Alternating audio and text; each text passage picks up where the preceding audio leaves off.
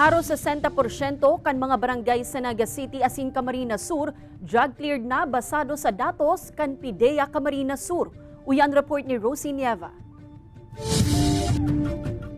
Sa padagos na paglaban kan mga otoridad sa illegal na droga, sa kabilugang 1,063 barangay sa Naga City asin Camarines Sur, 935 sa mga ini ang pigkukonsiderar na may presensya ng illegal na droga asin mga taong imbuelto digdi. Sa datos kang PIDEA Camarines Sur, 569 o nasa 60% kan mga barangay ang deklaradong drug cleared. Alagad may angat manggiraray sa natatadang 40% kan mga barangay na for drug clearing pa.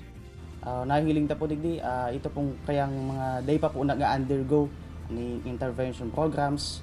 Yung sa tuyang mga PWOODs is uncooperative pa din po sila. And during intervention programs po nila, may nagpa-positive pa din po na mga PWOODs.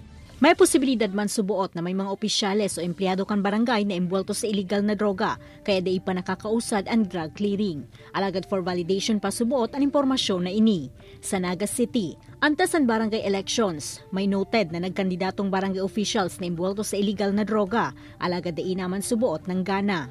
Ang sabi ni PIDEA, sir, kung mayroon kaming probability na mayroon naman siyang nag-surface ng mga barangay official, randomly sir, we have to conduct. Ipopropose nila kay City Mayor that of course we in tandem kay City Local Operation Officer yung ating DAAG to have their random test, drug test sa mga ito.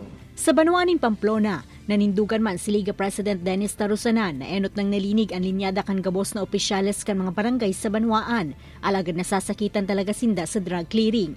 Apat pa sana sa 17 barangay ang drug cleared. Puno rin lang po maisip na ipaarapod sa mga PWOODs ta. Ngunyan kami man po mga kapitan, sinisibot man magparahanap-hanap na nasiba po nagtatrabaho construction sa Manila. Ngunyan ang pakiulay man po itong mga PWOODs ta. Mahalo ng pamasahe, madyan lang kami para mag-report.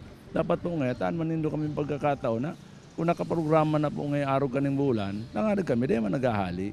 Sigun sa PIDEA Camarines Sur, sa ngunyan da ipaposible ang duro-diretsong interbensyon ta nakadepende sa screening, brief intervention, and referral to treatment training kan rural health units and schedule kaini. Ini si Rosie Nieva, Balitang Bicolandia.